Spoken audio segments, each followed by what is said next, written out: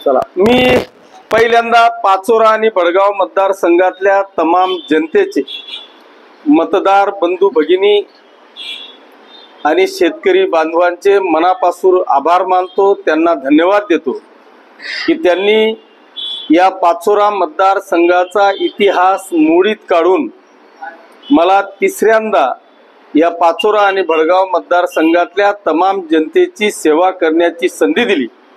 त्याबद्दल तुमच्या सगळ्यांच्या बरोबरच पाचोरा भडगाव मतदारसंघातल्या तमाम जनतेचे मनापासून आभार मानतो, त्यांना धन्यवाद देतो। दुसरा एक महत्त्वाचा विषय की आम्ही पाचोरा आणि भडगाव मतदारसंघामध्ये लढत असताना भारतीय जनता पक्ष, शिवसेना, आरपीआय यांनी एकत्रित येऊन एक अतिशय सुंदर असं युतीचं दर्शन या पाचोरा आणि भडगाव मतदारसंघामध्ये दाखवलं।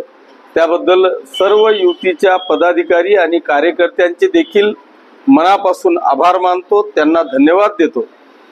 माझे सगळे हितचिंतक, शिवसैनिक, पाचोरा भडगाव मतदारसंघातल्या तमाम जनतेचे आभार मानत असताना जे दोन इतिहास पाचोरा आणि भडगाव तालुक्यातल्या जनतेने केले, एक पहिला इतिहास केला तो म्हणजे तिसऱ्यांदा आतापर्यंतच्या इतिहासामध्ये मला निवडून देण्याचा विक्रम करण्यात सगळ्यांचा खारीचा वाटा राहिला।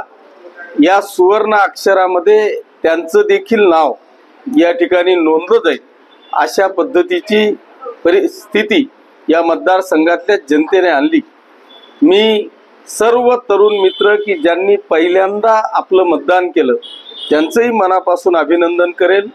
खास करून ज्या लाडक्या भगिनींनी, मला वाटतं सगळ्यात जास्त या महाराष्ट्राच्या इतिहासात एवढा मोठा माता भगिनींचा जो टक्का वाढला याचं एकमेव कारण की ती मुख्यमंत्री लाडकी बहीण की ज्या या राज्याचे मुख्यमंत्री आदरणीय एकनाथजी शिंदे साहेब आणि आपल्या युतीच्या सरकारच्या या नाविन्यपूर्ण योजनेने या संपूर्ण महाराष्ट्रातल्या तमाम माता भगिनींना एक लाडकी बहीण म्हणून त्या सगळ्यात पुढे आल्या आणि महाराष्ट्रातला सगळ्यात जास्त आकडा, टक्का हा मला वाटतं माता भगिनींचा मतदानाचा होता आणि त्यांच्या आशीर्वादाने हे अभूतपूर्व चित्र आज आपल्याला महाराष्ट्रामध्ये पाहायला मिळालं।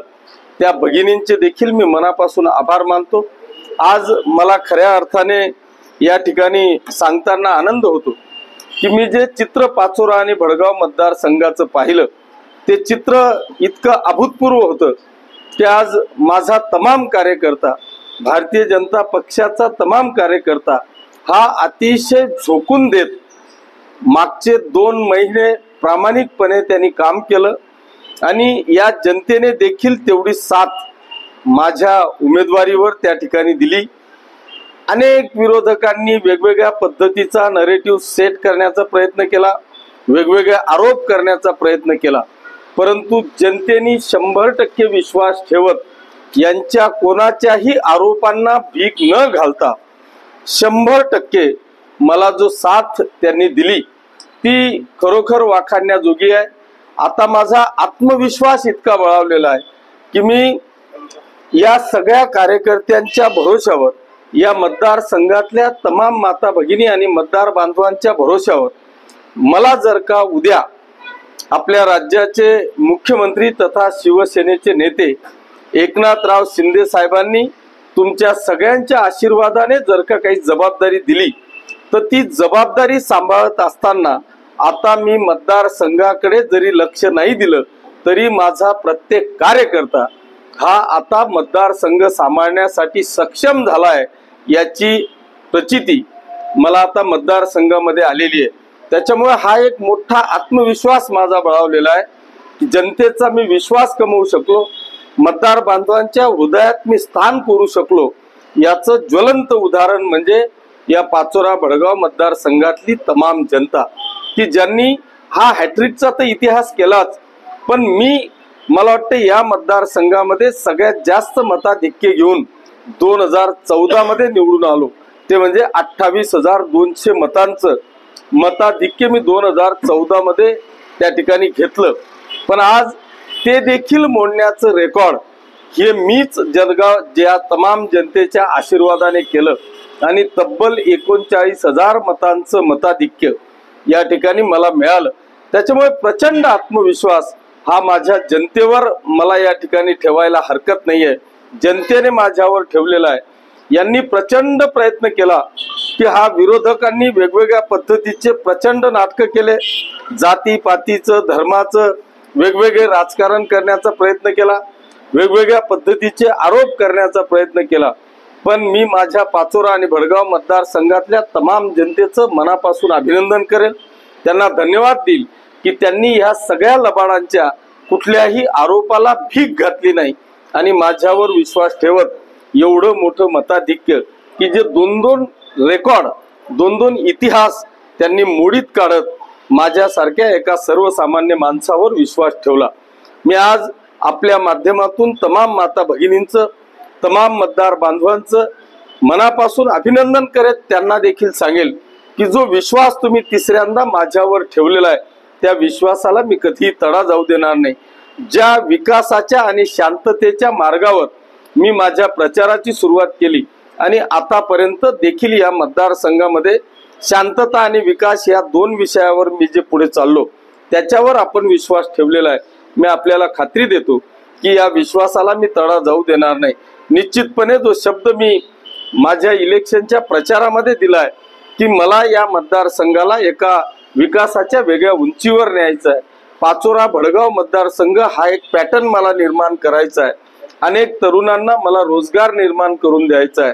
शेतकरी बांधवांसाठी पाणी आणि विजेची आणि रस्त्याची उपलब्धता मला करायची आहे।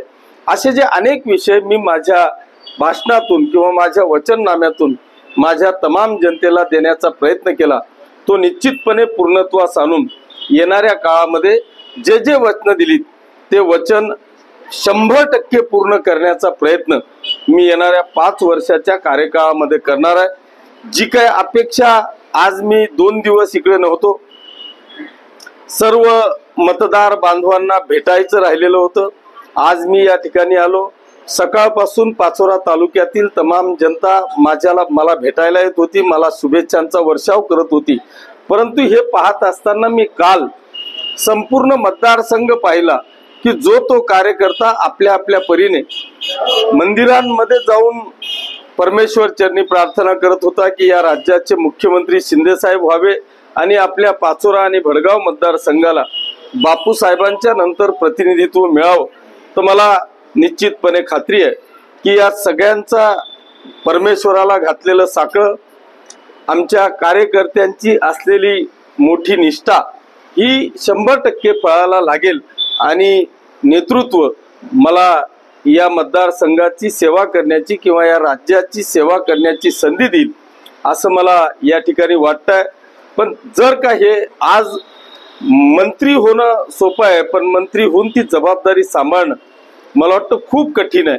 पण मी जे काय आपल्याला पहिले सांगितलं की आज मला आत्मविश्वास आलेला आहे की ज्या पद्धतीने माननीय गिरीश भाऊ महाजन कितीही संकट आली, मतदारसंघामध्ये काही हालचाली झाल्या तरी मला वाटतं 2-5 दिवसापेक्षा जास्त वेळ ते मतदारसंघामध्ये राहत नाही।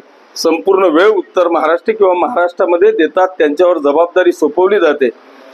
तोच आत्मविश्वास माझा आज बळावलेला आहे। मी खूप काही काम मतदारसंघामध्ये इलेक्शनच्या पिरियडमध्ये केलं नाही। एका बाजूला माझी मुलगी एका तालुक्यातून आणि दुसऱ्या बाजूला मुलगा एका तालुक्यातून ते प्रचार करत होते।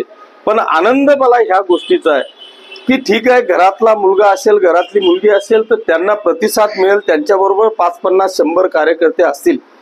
परंतु माझ्या पश्चात पाचोरा आणि भडगाव तालुक्यातल्या प्रत्येक जिल्हा परिषद गटामध्ये, प्रत्येक प्रभागामध्ये आमच्या कार्यकर्त्यांनी अतिशय स्वयंस्फूर्तीने 200-200, 500-500 कार्यकर्ते स्वतःहून प्रचार करत होते।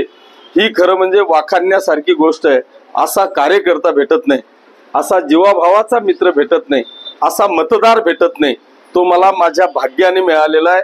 त्यांचं मी मनापासून अभिनंदन करत असताना जो आत्मविश्वास त्यांनी आज माझा बळावलेला आहे की उद्या जर का मला आमच्या नेतृत्वाने आदरणीय एकनाथ शिंदे साहेबांनी या राज्याचं नेतृत्व करण्याची संधी जर का दिली तर मी सक्षमपणे पेलू शकेल याचा आत्मविश्वास आज मला माझ्या कार्यकर्त्यांच्या बळावर झालेला आहे।